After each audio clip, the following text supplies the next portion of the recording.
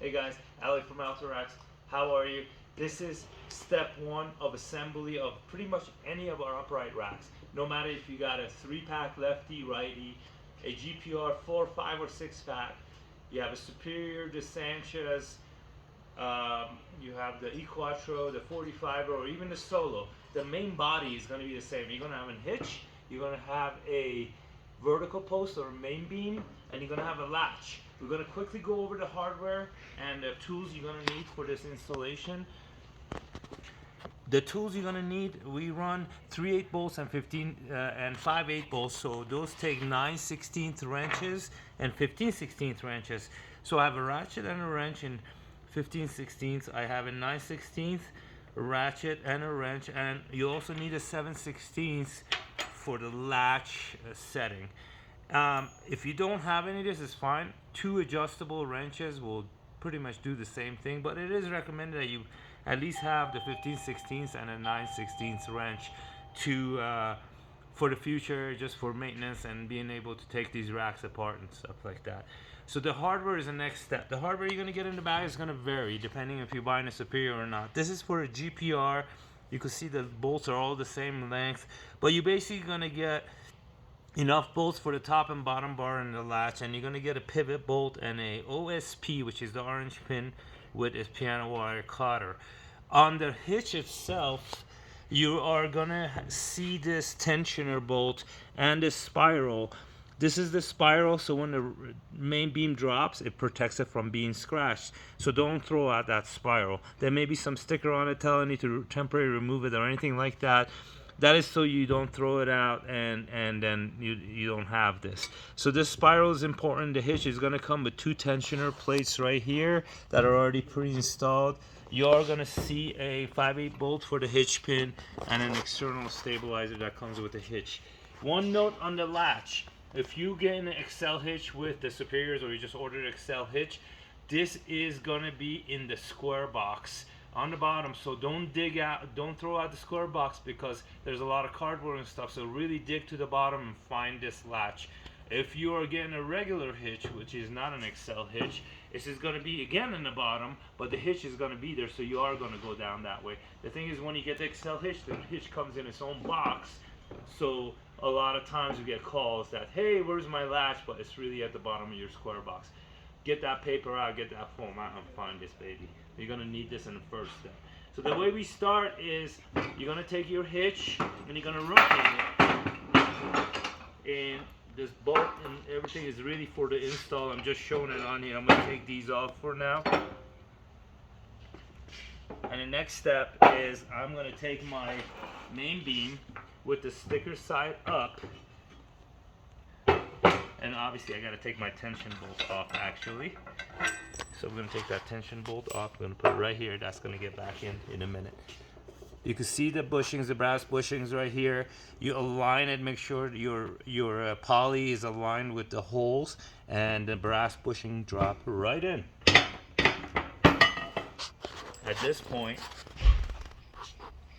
take your pivot bolt, which is the 5/8 bolt with 2 washers and a nylock nut, and run that through. This is a little tight, so we're going to use the wrench to kind of just work it in there. And that's okay if it's tight. Tight is a good fit usually. This is a little more than tight. What you're seeing is probably the most extreme case, because this is a pretty heavily powder coated main beam, with being the flat clear over that orange. So we hand tight everything first so we don't cross thread anything. Then you're going to take your 15/16 and you're going to take your wrench, and you never know, and you flip it, and you want to get this pretty tight. You're not going to get the full leverage that you want to get the tightness that you desire once it's installed, but that's something we do at the installation on the vehicle or on the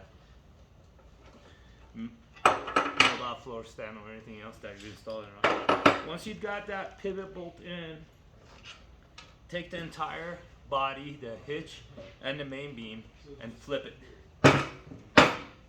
This is where your latch comes in. Lash goes to the lowest, all 4 holes. You're gonna select 4 of these bolts and get these in. Install your bolts across, get the washers and the nylocks. Everything has a washer and a nylock.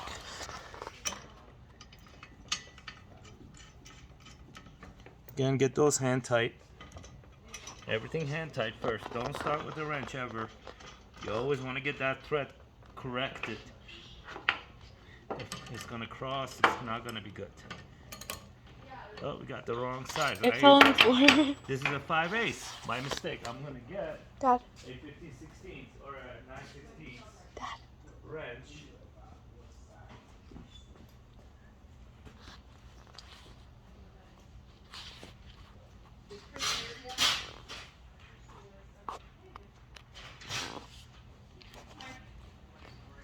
Alright, Mac. Here's a 9/16 wrench. So get that right, set up. And these you're not super tightening. You still want some movement, and you'll see why, because we have to adjust them. So that's about right. So you're gonna come up, now we have to set the distance for the lash to clear this chromoly bar so it engages. We're gonna basically rotate the rack up, and sometimes it's gonna engage and sometimes it's not. If this does not engage, you're gonna use the little Allen key and you are going to push this until it clears it. So you're gonna rotate this clockwise. Either way, you're gonna rotate the clockwise till you feel the body of the main beam right there, because I don't need to adjust it.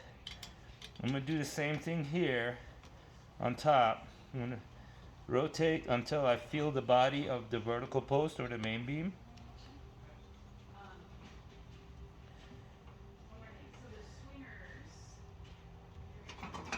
And that's gonna be tight. Okay, the 7/16 drop, this is where the 7/16, the only time you're gonna need this wrench is really to set these nuts. And you're gonna lock that in. At this point, your main body install is complete. You could bring your OSP in at this time, either direction, insert it, plug it in. And what I don't have here is the chainstay tape actually installed. We didn't install it on here, my mistake. But there'll be a chainstay tape here, a black piece of leather actually, that this goes in, and it should be tight, and it's gonna build that groove eventually and make it smoother. But that's the goal, that's so you don't damage the beam. Don't worry about this latch itself being the setter. To make everything tight is really the OSP that makes everything tight. So the latch is really to engage the rack. There's always going to be a little gap and play here, but it's the OSP that locks it all in. So once you do that, you have your tensioner bolt right here with the spiral. Get that in there lastly. And again, just hand tighten this and pay attention to that spiral not going into the hole with the thread, because that's gonna get caught in there potentially and cross thread your bolt. And you want to rotate that until you're about flush on the other end. You're gonna set this. This is the tensioner that you're gonna set once you install the rack on the vehicle, and that's gonna set the rotation of the main beam resistance. So going down, up and down, it's gonna make it slower and faster. Get your external stabilizer in, and just have your hitch pin handy, and watch step 2.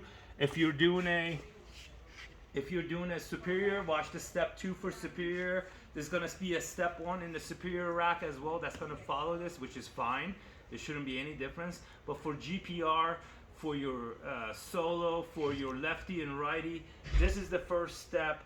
This is the way you set up the main body. From here, you can really plug it on the vehicle or a hitch receiver or on the mobile floor stand if you have it, and finalize or finish the install at that point. Hope this was a educational video. This is again the step one of the assembly of our vertical racks. It's the hitch, the latch, and the main beam. That's what we put together, and then from this point on we start putting the crossbars and the baskets. Thank you for watching this video.